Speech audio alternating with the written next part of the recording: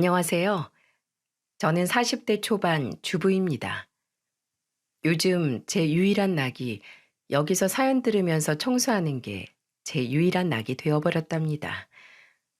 아직 두 아들이 어려서 친구 같은 아들이 되어주기에는 한참 멀었습니다. 남편은 뭐하고 두 아들만 보고 사나 궁금하시죠? 사실 저는 이혼하고 아이들을 혼자 키우고 있거든요.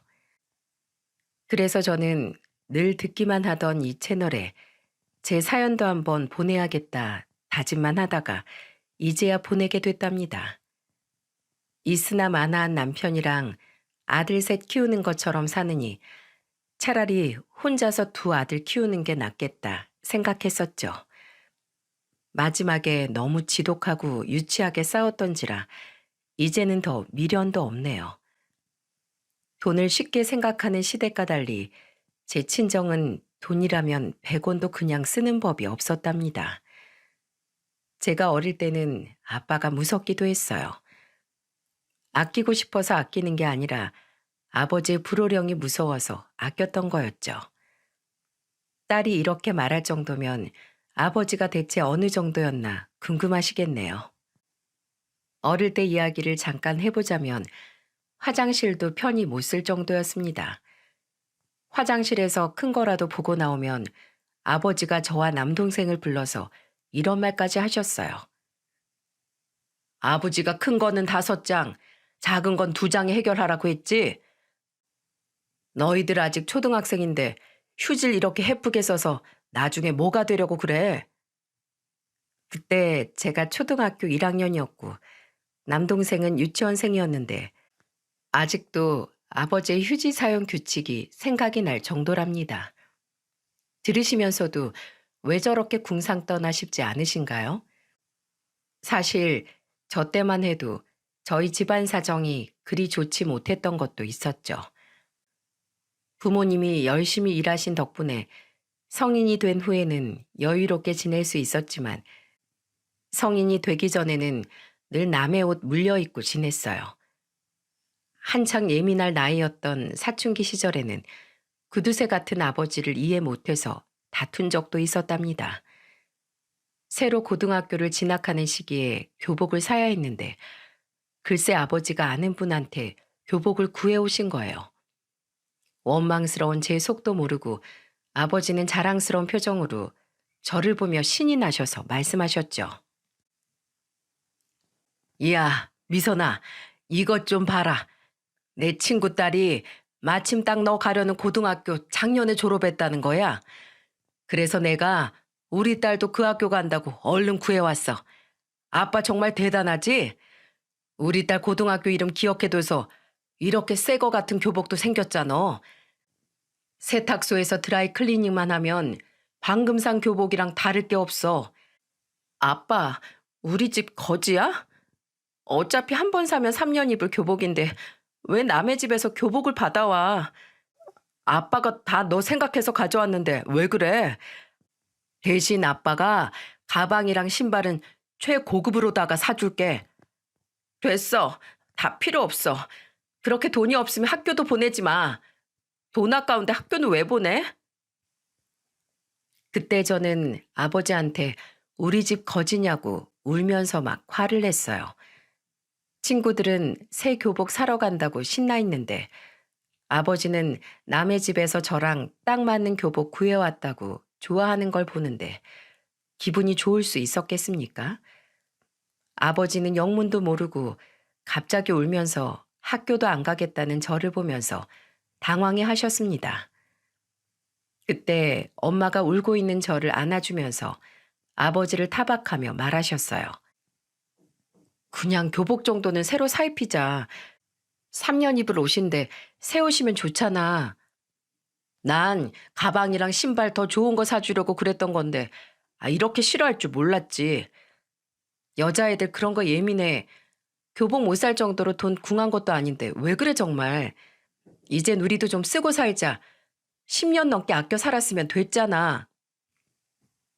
제가 고등학생이 될 무렵에는 집안의 사정도 점점 좋아지고 있었는데 아버지는 구두쇠 같던 버릇을 버리지 못하셨어요. 그래서 꼭 엄마가 중간에서 말을 해줘야 아버지는 그제야 생각을 바꾸고는 했습니다. 어떠십니까? 휴지부터 정말 기가 막히지 않으신가요? 저희 아버지가 살아생전 딱 전형적인 구두쇠 스타일이셨죠. 안타깝게도 제가 30이 되던 해 암으로 세상을 떠나셨어요. 돈만 있으면 못할 게 없다고 생각했는데 자수성가로 30억대 건물주였던 아버지도 큰 병 앞에서는 장사 없었습니다.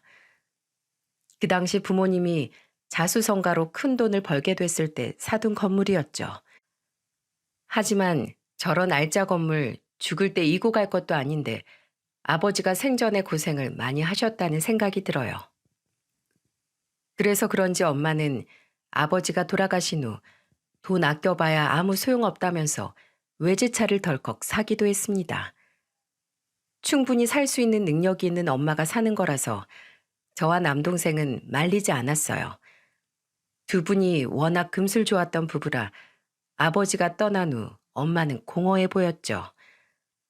돈이 있어도 암 하나 제대로 완치하지 못한 채 떠난 아버지를 보자 엄마는 조금은 인생을 즐겨도 되겠다 싶으셨던 겁니다. 하지만 워낙 아껴 살던 버릇 때문에 쇼핑을 하고 와도 엄마는 늘 이런 말씀을 하셨어요. 이 옷은 괜히 샀나? 어차피 이런 원피스 입고 갈 곳도 없는데 괜히 산 것 같아. 예쁜 원피스 있으면 좋지. 꼭 어딜 가야 옷을 사는 것도 아닌데 갈 곳 없으면 나랑 여행이라도 가자. 엄마도 이젠 좋은 것 좀 사 입어. 그렇게 살다가 나중에 저 세상 갔는데 이 아버지 나 돈 쓰는 거 보고 놀래서 눈알 튀어나와 있는 거 아닌가 모르겠다. 아끼던 버릇 때문에 옷도 한 벌 편히 못 사는 엄마한테 저는 늘 이제는 좀 쓰자고 말했죠. 그러자 엄마도 기분 전환용으로 가끔씩 고급 액세서리나 명품 가방 같은 걸 사기도 했어요. 그런데 이런 엄마의 일탈도 오래가지는 못했답니다. 한 번은 엄마가 너무 의욕이 없길래 무슨 일이 있냐고 물어보니까 엄마는 심각한 얼굴로 이런 말씀을 하셨죠. 나는 평생 놀고 먹을 팔자는 아닌 것 같아. 저기 작은 가게 하나 얻어서 장사라도 해볼까? 장사를 한다고? 너무 힘들지 않을까? 하루 종일 가게에 붙어 있어야 하잖아. 차라리 돈 벌러 나가는 게 낫지. 돈 쓰러 다니는 것도 못 해 먹겠다, 얘. 사람이 일을 해야 사는 것 같지. 이렇게 놀기만 한다고 좋은 것도 아니더라. 결국 엄마는 돈 쓰면서 노는 걸 더 못 견디겠다면서 정말로 작은 가게를 얻으시더니 콩나물 국밥 식당을 개업했습니다. 처음에는 엄마가 힘드시지 않을까 걱정했는데 한동안 힘이 없던 엄마는 그제야 생기가 도는 것 같았어요. 테이블 7개뿐인 작은 가게였지만 엄마는 너무도 즐거워하셨죠. 그렇게 아버지의 빈자리를 극복해 나갈 때 저는 지인 소개로 남편을 만나게 됐던 겁니다. 35살에 소개로 만나 결혼을 하게 됐는데 처음에는 시모가 저를 엄청 마음에 들어 하셨어요. 특히 상견례 이후의 시모는 빨리 결혼식부터 올리자며 서두르셨죠. 결혼 전 시댁에 갔는데 시모가 저를 보면서 기대에 가득 찬 얼굴로 이런 말을 했던 적이 있어요. 너 예물 예단은 하기로 한 거냐? 금액은 얼마 정도 생각하고 있어? 저희는 그거 다 생략하기로 했어요. 다 허례허식 같은 거잖아요. 남편과 저는 예물 예단을 생략하기로 얘기를 끝냈었는데 시모는 잔뜩 기대한 눈치였습니다. 분명히 남편은 시모랑 충분히 상의했다고 했는데 잘 전달되지 않은 모양이었어요. 시모는 잠시 한숨을 쉬면서 김샘 표정을 짓더니 다시 대수롭지 않다는 듯 말씀하셨죠. 니들이 뭐 그렇게 하기로 했으면 그렇게 해라. 나는 저번에 상견례 때 보니까 사부인이 비싼 목걸이를 하고 나오셨길래 그런 거 나도 한번 받아보나 했지. 딱 보니까 시모는 상견례 때 엄마가 하고 나온 차림과 주차장에서 본 차를 보고 어느 정도 사는 집이구나 하면서 내심 뭔가를 기대했던 것 같았어요. 계속 저한테 콩나물 국밥이 그렇게 잘 팔리냐면서 계속 얼마나 버는지 확인하려는 듯 물으셨죠. 그때 저는 속으로 엄마가 가게 수입 말고도 월세 수입이 있다는 걸 말씀드려야 하나 고민했습니다. 그런데 그 순간 가장 친한 친구가 했던 말이 떠올랐어요. 그 친구는 남편이 사업가였는데 사업이 어려워지면 그렇게 친정에 손을 벌리려고 한다면서 저한테 하소연하면서 이런 말을 했었죠. 너 결혼할 때 너희 어머니 건물 있다는 말 절대 하면 안 된다. 내 남편 봤지? 남편이 아니라 아주 왼수야. 사업 어려워지면 시부모 안 찾고 우리 부모님 찾아갈 생각부터 한다니까. 사람이 누울 자리 보고 다리 뻗는다고 네 친정에 돈 좀 있는 거 알면 어려울 때마다 친정 가자고 할 거다. 먼저 결혼한 친구의 조언이니까 꼭 명심해. 있어도 없는 척하란 말이야. 친구는 남편 사업이 기울어지면서 돈 문제로 골치를 썩고 있었어요. 그래서 사람 일 모르니까 있어도 없는 척하는 게 평화로운 결혼 생활을 유지할 수 있는 거라고 말했죠. 그때 저는 시모가 눈을 반짝이면서 저한테 엄마의 수입을 묻는 걸 보고 월세 수입에 대한 건 아예 말도 안 꺼냈습니다. 그렇게 저는 남편과 결혼을 하게 됐고 결혼 후 바로 아이까지 생겼어요. 그 후 만삭이 된 저는 출산 준비로 정신이 없었죠. 그때 시모가 출산일이 얼마 안 남은 저를 찾아왔었습니다. 그러자 남편이 시모를 보면서 이런 말을 했습니다. 출산 가방은 다 챙겨놨으니까 다 준비했어. 병원부터 산후조리원까지 한 번에 해두니까 속이 다 시원하다. 산후조리원? 그런 곳은 비싼 거 아니야? 얼마나 있으려고? 한 2주일 정도? 세상에 무슨 애 낳는 게 그렇게 몸조리까지 할 일이야. 난 너 낳고 집에서 집안일하고 다 했어. 에이, 엄마, 이 사람 나이도 있는데 그 정도는 쉬어야지. 그리고 산부인과랑 연계된 곳이라 얼마 안 해. 그 돈은 뭐 땅 파면 나와? 솔직히 산후조리는 친정엄마가 해주는 건데 그런 것까지 네 돈으로 해야 될까 싶다. 그냥 내 생각이 그렇다는 거니까 귀담아 듣지 말어. 시모는 산후조리원 비용까지 직접 부담하려고 하냐면서 툴툴거렸어요. 이미 저렇게 말을 하는데 귀담아 듣지 말란다고 안 들립니까? 저는 시모 말에 내심 서운했는데 남편이 시모한테 뜬금없이 이런 소리를 하는 겁니다. 저번에 장모님 하시는 식당 가보니까 파리만 날리던데 그럴 돈이 어딨어. 그냥 우리가 알아서 할 테니까 걱정하지 마. 상견례 때 그렇게 비싼 것만 두르고 오더니 다 빚 좋은 개살구였어. 아이고 내 팔자야. 아들놈 키워놨더니 죽 쏘서 개 좋네. 출산일 얼마 안 남겨두고 시모한테 이런 소리 듣는 건 대한민국 며느리 중에 저밖에 없을 겁니다.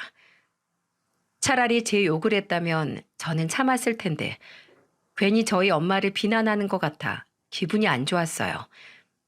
그래서 참다 못해 시모한테 정중히 제 생각을 전달드렸죠. 어머님, 지금 죽 써서 개 줬다는 말은 제가 개라는 뜻으로 들려요.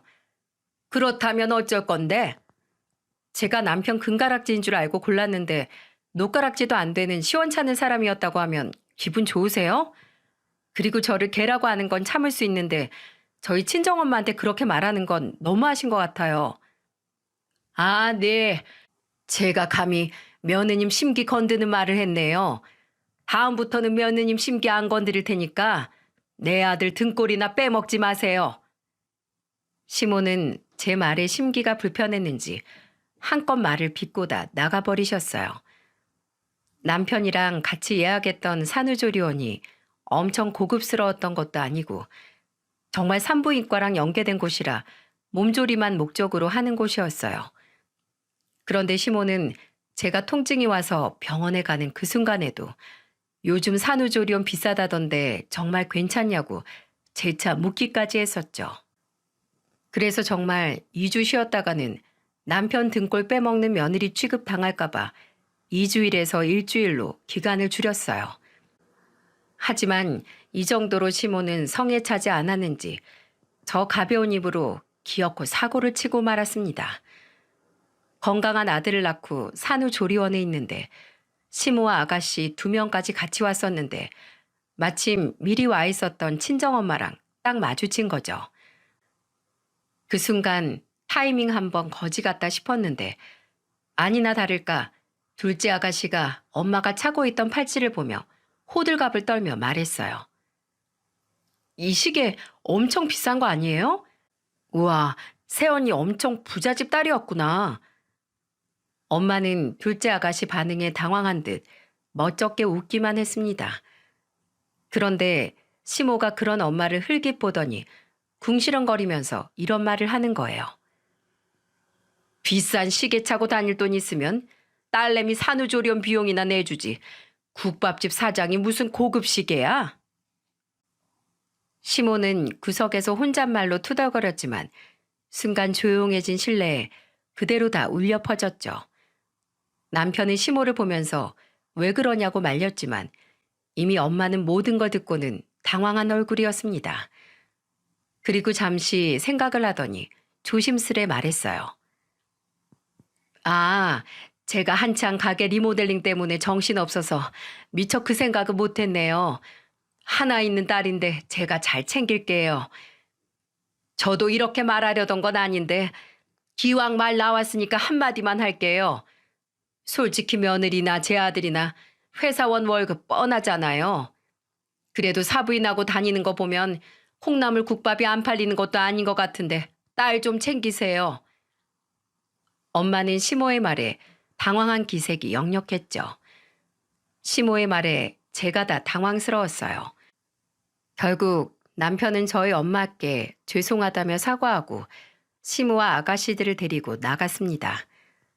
그때 저는 엄마한테 난감한 얼굴로 변명하듯 말했죠. 엄마, 너무 신경 쓰지 마.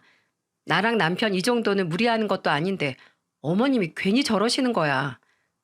아니야, 엄마가 너무 무심했다. 내가 네 아빠 먼저 보내고 사람이 제일 먼저 건강부터 챙겨야 한다고 생각했어. 여기 말고 더 좋은 조리원으로 옮겨. 너도 30대 중반이라 지금 뼈에 바람 들어가면 평생 고생하는 거야.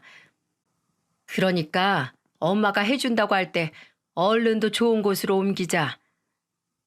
엄마는 항상 건강이 최고라면서 조금 가격대가 있어도 제대로 마사지 받고 몸을 챙길 수 있는 곳으로 옮겨주셨죠.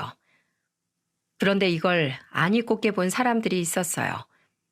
바로 둘째 아가씨였답니다. 저보다 일찍 결혼해서 이미 딸도 하나 낳고 살고 있었죠.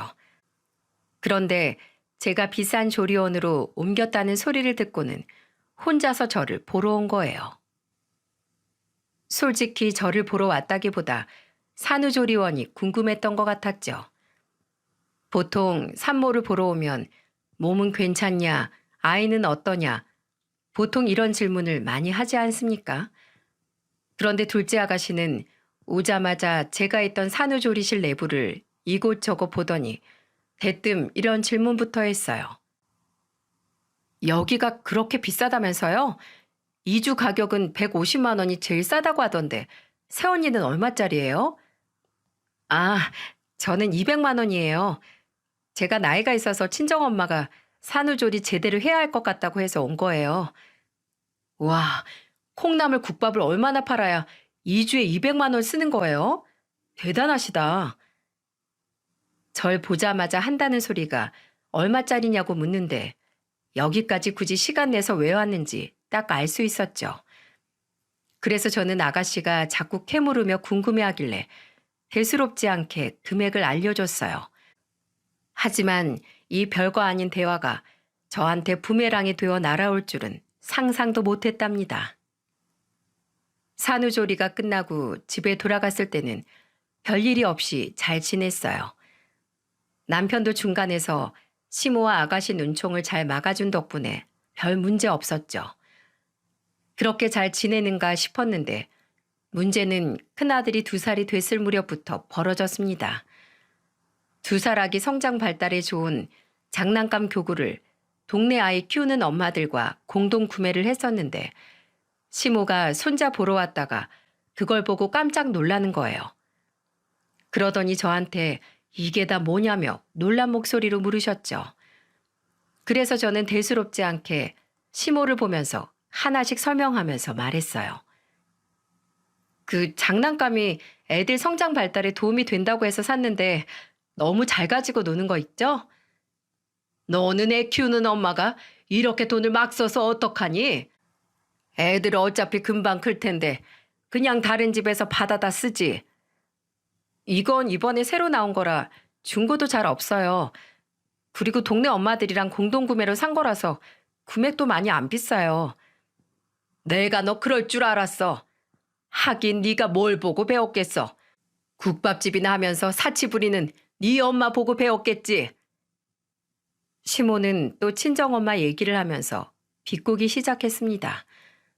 엄마가 자식한테 좋은 것만 해주고 싶은 거 당연한 거 아닙니까? 그리고 사치로 따지면 시모도 어디 가서 빠지지 않는 사람이었어요. 일도 안 하면서 피부과에 200만 원씩 쏟아붓는 사람이 바로 시모였죠. 오죽하면 시부가 우스갯소리로 시모는 쭈글쭈글 할머니가 돼도 얼굴은 빵빵하게 주름 한 점 없을 거다. 이런 말까지 하셨겠어요. 시모 취미가 보톡스 맞기라고 할 정도였답니다. 결국 2분은 성격 차이로 황혼 이혼을 하셨고요. 누가 시모를 감당할 수 있을까 싶더라고요. 그런 시모가 친정엄마를 보면서 사치라고 하는데 기가 막혔습니다. 그래서 저는 시모를 보면서 쏘아붙이듯 말했죠. 어머님, 대체 뭘 보고 저희 엄마가 자꾸 사치를 부린다고 하시는 거예요? 딱 봐도 몰라?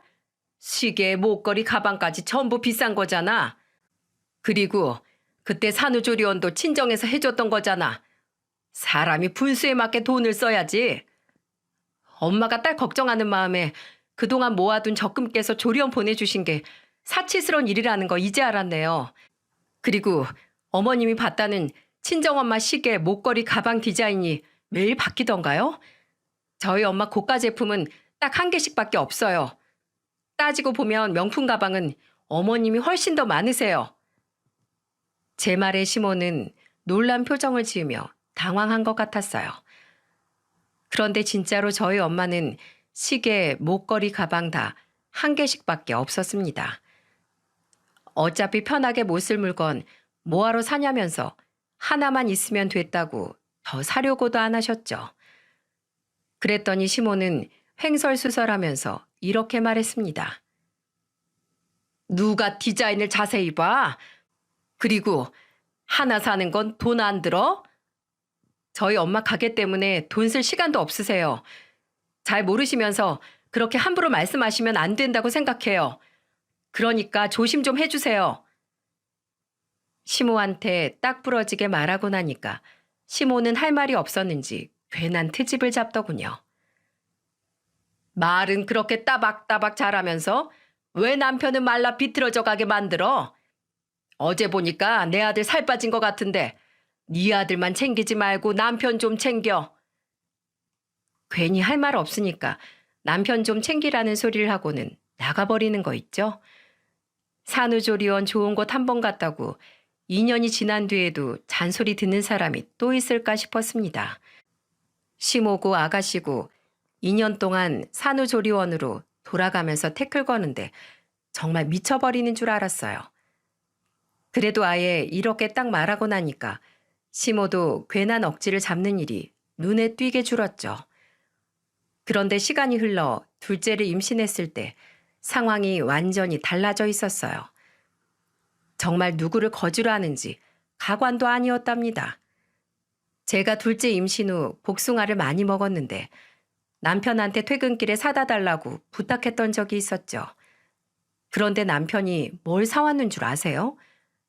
글쎄 캔에 들어있는 황도를 사온 겁니다.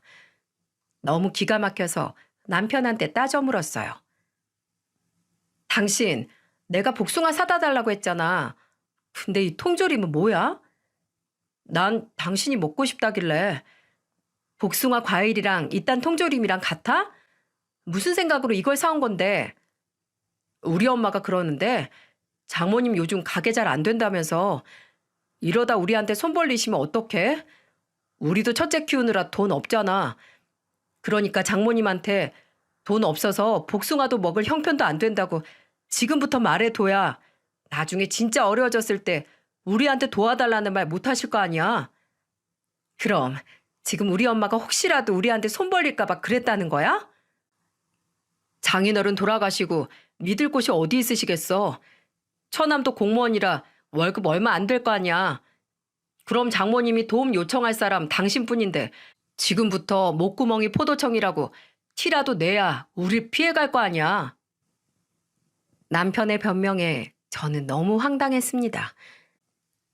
친정엄마가 사치스럽다는 오해를 받을 때는 월세 수입이 있다는 걸 밝히고 억울함을 풀어야 하나 싶었는데 남편 태도를 보니까 말 안 하길 잘했다 싶더군요. 같이 살다가 만약에 시댁이나 친정이 어려워지면 돕고 살 수도 있는 거 아닌가요?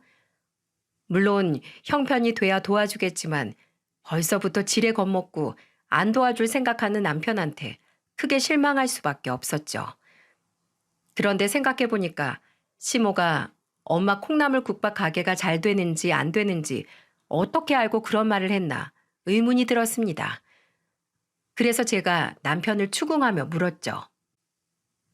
어머님이 우리 엄마 가게가 잘 되는지 안 되는지 어떻게 아시고 당신한테 그런 소리를 해?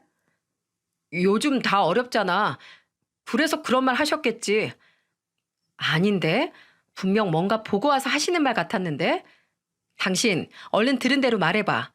지금 뭔가 숨기려는 거 다 티나? 엄마가 일주일 정도 가게 근처에 있으셨는데 손님이 별로 없는 것 같다고 하더라고. 그럼 가게 앞에서 손님 얼마나 있나 보러 가셨다는 거야? 별 생각 없이 가셨을 거야. 너무 화내지 마. 아니, 나 지금 너무 불쾌하거든? 앞으로 엄마 식당 앞에 한 번만 더 가셔서 그렇게 손님 세고 있으면 내가 시댁에 눌러 앉아서 어머니 외출 몇 번 하나 세고 있을 거라고 꼭 말씀드려. 미안해. 내가 다시는 가지 말라고 꼭 말할게. 대체 뭐가 그렇게 궁금해서 엄마 식당 손님 머릿수까지 세고 사는지 시모를 당최 이해할 수가 없었어요. 그러니까 결국 엄마 가게 쫄딱 망하면 본인 아들까지 힘들어질 것 같으니까 선수치고 있는 거라는 생각밖에 안 들었죠.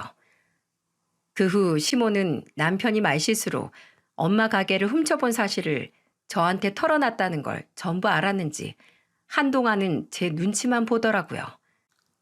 그 덕에 한동안 조용히 지내긴 했는데 문제는 아가씨들이었답니다. 제가 딸을 출산하고 100일이 지났을 때 아가씨들이 꼭 그렇게 미운 소리들을 했었죠. 딸이 100일이 이제 막 지났을 때였는데 딸 얼굴을 보면서 막내 아가씨가 이런 말을 하는 거예요. 근데 여자애기가 꼭 남자애처럼 생겼네요. 코도 너무 낮다. 지금부터 적금 들어서 성인 되면 코 수술 좀 해줘요. 100일 된 딸 성형을 해주라니 이게 말이 됩니까? 너무 화나서 아가씨한테 저도 모르게 이런 속에 담아둔 말을 내뱉어버리며 말했습니다. 이제 100일 지난 애한테 무슨 소리예요? 그리고 애들은 크면서 얼굴 다 변해요. 그러니까 신경 끄고 아가씨 얼굴이나 신경 쓰세요. 어머, 제가 뭐가 어때서요? 정말 기가 막혀. 거울 보면 내 말이 무슨 말인 줄 알 거예요. 거울 유심히 한번 보세요. 어딜 고쳐야 될지 자세히 한번 봐요. 대체 본인도 기분 나쁜 말을 왜 하는 건지 이해를 할 수 없었죠. 그동안 저도 결혼 생활을 유지하면서 시모와 아가씨들한테 당한 게 많으니까 이판사판이었어요. 이래서 시집살이는 귀머거리 3년, 장님 3년, 벙어리 3년이라고 하나 봐요. 제가 이 정도로 돌을 닦는 심정으로 사는 동안 남편이랑은 어땠는 줄 아십니까? 아들이 5살, 딸이 2살쯤 되니까 남편이 저를 무시하기 시작했어요. 그러면서 둘째를 씻기고 나와 옷을 입히고 있는데 저를 보고 이런 말을 하는 거 있죠? 지금 우리 딸을 씻기고 입힐 게 아니라 당신이나 좀 씻고 화장 좀 해봐. 아줌마라도 그렇지. 너무한 거 아니야? 배 나온 아저씨가 할 소리는 아니지 않아? 거울 좀 봐. 누가 보면 당신 셋째 임신한 줄 알겠어. 남자랑 여자랑 같아? 여자가 여자다운 맛이 있어야지. 당신은 너무 드세. 나도 진짜 당신만 보면 할 말 많은데 너무 심한 말 듣고 정신적 충격 받을까 봐 참는 거야. 그러니까 떠오른다고 아무 말이나 하지 마. 대체 왜 남자들은 자기 자식 낳고 같이 사는 여자한테 저런 소리를 할까요? 제 얼굴에 침 뱉기라는 생각을 못하는 건지 참 한심했습니다. 애들이 커갈수록 남편과의 사이는 소원해지고 불편해졌죠. 그러던 중 또 한 번의 불행이 제 삶에 닥쳐오기 시작했습니다. 친정 엄마가 급성 백혈병으로 투병 중 사망하신 거예요. 한동안 투병하던 엄마 간호에 아이들까지 너무 힘에 벅차기도 했습니다. 제가 그렇게 힘든 시간을 보낼 때 제 옆에서 힘이 되어준 시댁 식구들은 단 한 명도 없었죠. 그런데 우습게도 엄마 장례가 끝난 후 시댁 식구들의 태도가 달라지더군요. 한창 저한테 알랑방귀를 뀌면서 빈말을 하는데 정말 기가 막혔습니다. 왜 변했는 줄 아십니까? 저도 그 사실을 알고 큰 충격을 받았어요. 모든 사실이 밝혀지기 전 저에게는 이상한 일들이 있었죠. 저는 엄마를 떠나보낸 충격에 힘들어하는데 남편과 시모, 아가씨들까지 전부 엄마 재산을 노리기 시작했답니다. 장례가 끝난 후 저는 한동안 식음을 전폐할 정도로 먹지도 삼키지도 못했어요. 그런데 그때 시모가 저를 찾아와서 죽을 끓여주고는 제 앞에 앉아 울먹이며 말했습니다. 사부인 안타까워서 어쩌면 좋니? 살아계실 때 콩나물 국밥집도 자주 가곤 했는데 이렇게 예쁜 딸을 남겨두고 어떻게 눈을 감겠어? 이제 나를 엄마라고 생각하고 의지해라. 앞으로 힘든 일 있으면 나한테 다 털어놔. 감사해요. 저 근데 정말 입맛이 없어요. 괜찮아요. 그래도 좀 먹어봐. 힘을 내야 사부인이 남긴 유품이라도 정리하지. 나중에 제가 알아서 할게요. 너 이렇게 천하태평으로 있다가 먼 친척들이라도 나타나서 사부인이 남긴 재산 노리면 어쩌려고 그래? 내가 주변을 좀 보니까 자산은 빨리 정리할수록 싸움도 안 나고 자식한테도 더 유리한 것 같아. 시모는 저한테 죽을 한술 떠주면서 갑자기 엄마가 남긴 재산에 대해 이야기를 하니까 찝찝했습니다. 그때만 해도 저는 시댁 식구들이 엄마한테 건물이 있다는 사실을 모른다고 생각했죠. 그래서 시모 말에 저는 자리에서 일어나며 말했습니다. 뭐 얼마 안 되는 재산인데 제가 알아서 할게요. 저 피곤해서 좀 누워 있을게요. 그래, 얼른 가서 쉬어. 그리고 내가 도울 거 있으면 언제든 다 말해. 내가 은근히 아는 게 많어. 그리고 얼굴이 너무 까칠하네. 내가 다니는 피부과에 네 이름으로 예약해 둘 테니까 한번 다녀와라. 내가 우리 며느리 잘 좀 해달라고 부탁할게. 갑자기 어울리지도 않는 콧소리를 섞어가면서 말하는 시모가 이상했죠. 그런데 잠시 뒤 띵동 하더니 아가씨들 둘이서 나란히 서 있는 거예요. 가만 보니까 하원하는 막내딸을 데리고 온 것 같았습니다. 저는 얼른 문을 열었는데 둘째 아가씨가 밝은 목소리로 이런 말을 하는 거예요. 시간을 보니까 마침 하원할 시간 같아서 우리가 어린이집 가서 데리고 왔어요. 세원이 너무 힘들까 봐 걱정돼서 가만히 있을 수가 없었다니까요. 아, 네, 고마워요. 어린이집 차도 있는데 어린이집까지 갔어요? 요즘은 차가 더 무서워요. 앞으로 우리가 하원 도와줄 테니까 걱정하지 마세요. 세원이가 이렇게 힘들어하는 거 보니까 내가 더 마음이 안 좋네요.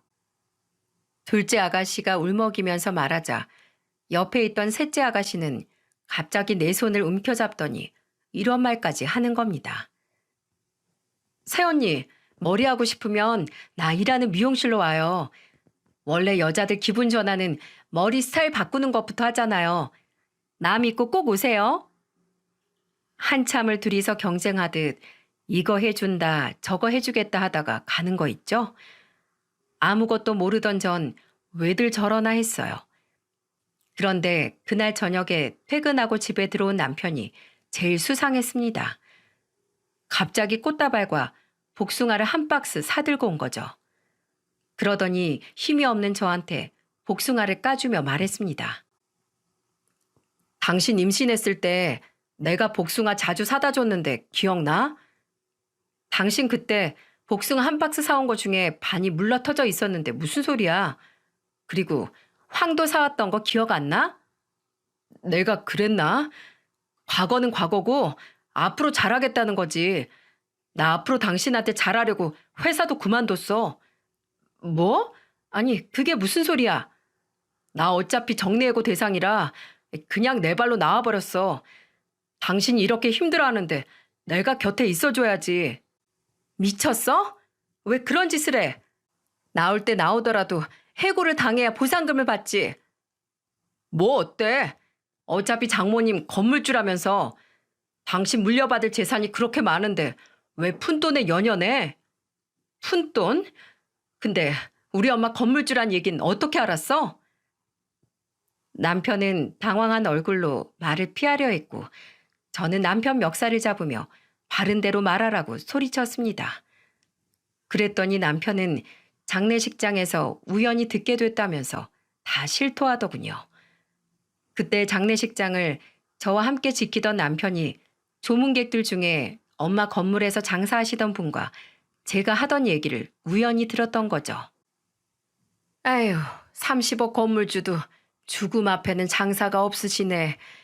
저 건물에서만 장사를 10년 넘게 했는데 월세 한 번도 안 올리셨어. 세상에 저렇게 좋은 분이 이렇게 허망하게 가시다니 원. 엄마 건물에 오랜 세입자였던 분이 저를 위로하며 했던 이야기를 듣고 남편은 장례가 끝나자마자 시댁에 가서 이 사실을 다 폭로한 거예요. 어떻게 사위라는 게 이럴 수 있는 겁니까? 그동안 왜 그렇게 시댁 식구들이 저한테 잘해주지 못해 안달인가 했더니 다 이유가 있던 거죠. 그때 느꼈던 배신감은 정말 이곳에 다 쓸 수도 없을 만큼 화가 나요. 그런데 시간이 갈수록 시댁 식구들은 노골적으로 제게 원하기 시작했습니다. 제가 모든 걸 알게 되자 시모는 이렇게 말하기도 했어요. 어차피 다 알게 된 거 내 속 시원하게 말아마. 너 자식 돌보느라 힘들 텐데 사부인 건물 월세는 내가 관리해 주마. 나 가계부도 엄청 잘 써. 설마 그 많은 돈 혼자서 다 가지려고 하는 건 아니지? 제가 미쳤어요? 왜 그 건물 관리를 어머님한테 맡겨요? 제발 신경 좀 끄세요. 진짜 진절머리가 날 만큼 시모는 저만 보면 돈 타령이었어요. 하이에나 떼들도 아니고 막내 아가씨는 저한테 이런 요구까지 하더라고요. 새언니, 저 미용실 좀 차려줘요. 그 건물에 공실 없어요? 언니 머리 평생 공짜로 해줄 테니까 저 가게 좀 해주세요. 아주 단체로 지랄들을 하네. 내가 이 집안 봉이야? 왜 내가 미용실을 차려줘? 뭐? 지금 지랄이라고 했어요? 돈 좀 있다고 유세 떠는 거야, 뭐야? 진짜 너무하네. 너무한 건 당신들이지. 그동안 나한테 어떻게 했는데 이제 와서 지랄들이야? 저는 너무 열받아서 아가씨한테 화를 버럭 내고 전화를 끊어버렸어요. 아무리 돈이 좋다지만 이건 너무 철면피들 아닌가요? 시모와 아가씨, 남편까지 싸그리 어떻게 엿을 먹일까 궁리했어요. 그냥 넘어가면 제가 화병으로 죽을 것 같았죠. 저는 우선 하이에나 때 같은 시댁 식구들을 한자리에 모으려고 문자를 이렇게 돌렸어요. 몇 월 며칠 토요일 7시 사거리 앞 소고기 식당으로 오세요. 그러자 남편은 제 문자를 받자마자 전화를 해서 신난 목소리로 말했어요. 여보, 나 드디어 사업 자금 주려는 거야? 일단 와봐. 내가 봉투 줄 테니까. 역시 우리 여보. 난 당신이 현명한 사람이라고 믿고 있었어. 이따 봐, 여봉. 한껏 들뜬 남편 목소리를 들어보니까 시모와 아가씨도 들떠서 오겠구나 싶었죠. 한 방씩 먹일 생각에 7시만 기다렸어요. 그렇게 약속한 시간이 되자 입이 귀까지 걸린 시모와 아가씨, 남편이 가게로 들어왔습니다. 제 앞에 나란히 앉은 세 사람을 보고 음식부터 잔뜩 시켰어요. 그러자 시모는 신나서 콧노래까지 부르며 말했습니다. 그래, 금강산도 식후경이지. 우리 며느리 많이 먹어라. 일부러 가장 비싼 메뉴만 시켜서 먹고 배가 좀 찼다 싶을 때 전 테이블 위에 봉투를 올렸어요. 그러자 아가씨들이 저한테 엄지를 들어 보이면서 말했죠. 새언니, 봉투에 담아서 그렇게 주시는 거예요? 진짜 너무 멋있고 박력 있어요. 그 소리를 들은 남편이 맞장구를 치면서 이런 말을 했습니다. 이게 바로 내 와이프야. 이렇게 멋있는 사람이라고 화끈하잖아. 어쩜 그렇게 헛꿈들을 꾸는지 정말 어이가 없었어요. 더 들어주기 힘들어서 저는 각자 이름이 적힌 대로 나눠줬습니다. 그리고 봉투를 건네받고 내용물을 확인한 시모는 의아한 듯 물었죠. 이게 뭐냐? 웬 부적이야? 그러자 시모의 말에 남편과 아가씨들도 봉투를 확인하더니 부적을 보고 놀란 표정을 지었어요. 그래서 저는 환한 미소로 시모를 보며 물었습니다. 그게 뭐에 쓰는 것 같으세요? 글쎄, 이게 뭘까? 우리 똑똑한 며느리가 그냥 주는 건 아닐 텐데. 아, 우리 하는 일 다 잘 풀리라고 주는 건가? 난 월세 관리 잘하고 네 남편은 사업 번창하고 네 신우는 미용실 대박 나라고? 저는 시모 말에 배를 잡고 웃었어요. 그러자 시모와 남편 아가씨들은 저를 이상하게 바라보며 왜 그러냐고 물었죠. 너무 웃어서 눈물이 고인 저는 눈물을 닦으며 말했습니다. 제가 왜 대박을 빌어줘요? 다들 사업하고 미용실 차릴 돈 없잖아요. 그러자 시모는 놀란 표정으로 다급하게 묻더군요. 그게 무슨 말이야? 오늘 우리 돈 주려고 만난 거 아니야? 내가 미쳤어요? 당신네들 뭐가 좋다고 도와줘요? 꿈도 야무지시네. 그러고도 당신들이 인간들이야? 꼭 우리 용하신 우리 점쟁이님이 저한테 이러시더라고요. 그 부적 꼭 베개 밑에 깔고 자면 효과 좋을 거라고요. 꼭 깔고 주무세요. 제가 평생 저주받고 인생 망하게 해달라고 간절히 빌어서 만들어 온 부적이니까요. 아, 그리고 오늘부로 저 며느리 반납합니다. 알아서들 지내세요. 그리고 여기 음식도 다 계산하고 가시고요. 그러자 시모는 다급하게 저를 따라 나와 제 어깨를 잡으면서 따져 물었습니다. 야, 너 지금 나 놀려? 먼저 저 우습게 본 게 누군데요? 그리고 어깨에 손 못 대요? 확 폭행으로 고소할 거예요? 나 이제 2판 4판이니까 어디 맘대로들 해봐요. 당신들이랑 법적으로 붙어서 싸워도 난 무서울 거 하나도 없고 아주 떳떳하니까. 저는 시모한테 악을 쓰듯 소리를 지르고 나왔어요. 제가 그렇게 나와버리니까 남편은 제게 전화까지 해서 매달렸습니다. 울먹이면서 제게 이런 말을 했죠. 여보, 그렇게 가면 나 어떻게 살라고. 나 당신 없이 못 사는 거 알잖아. 나는 너 없어야 살 것 같아. 그러니까 다신 전화하지 마. 그렇게 백수신세가 된 남편은 법적 소송을 할 돈이 없어서 결국 양육권과 친권까지 저에게 모두 넘긴 채 합의 이혼을 했답니다. 그래서 제가 지금 이렇게 두 아이들과 웃으며 살고 있게 됐어요. 인생에서 시댁 하나 없앴을 뿐인데 인생이 너무 쾌적한 거 있죠? 저는 이렇게 잘 살고 있는 반면 시댁 처지는 참 비참했습니다. 시댁이 좁은 편이었는데 거기에서 남편이랑 아가씨 둘까지 다 같이 살고 있대요. 하필 둘째 아가씨가 이혼하고 오는 바람에 안 그래도 좁은 집이 더 좁아진 거죠. 남편은 이제야 현실을 직시했는지 밤이면 술을 마시고 제게 오열하며 전화해서 하소연하며 말합니다.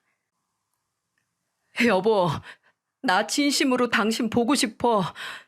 그리고 애들이랑 예전처럼 잘 살고 싶다. 나 사실 다 엄마가 시킨 짓이야. 나도 가스라이팅 당해서 그랬던 거라고. 당신도 잘 알잖아. 우리 엄마 성격 엄청 드센 거. 야, 이젠 할 짓이 없어서 네 엄마를 팔아먹어? 내가 너 이렇게 못난 줄 몰랐는데 정말 이혼 잘했다 싶다. 앞으로 양육비나 꼬박꼬박 보내라. 하루라도 빠지면 네 통장 압류할 거야. 시모도 계속 전화해서 이렇게 못 살겠다며 하소연을 하는데 그게 당신 팔자니까 그렇게 계속 살라고 한마디 해줬습니다. 진짜 세상에서 가장 잘한 일이 뭐냐고 물으면 저는 이혼이라고 말할 거예요. 저런 시댁이랑 평생 살 수 있을 것 같습니까? 아이들한테 아빠 자리 지켜주려다가 근묵자흑이라고 안 좋은 영향만 끼칠 것 같았거든요. 결국 시모, 남편, 아가씨들 전부 다 자승자박인 거죠. 그냥 평소에도 서로를 아껴주고 위해줬다면 제가 이렇게까지 하진 않았을 겁니다.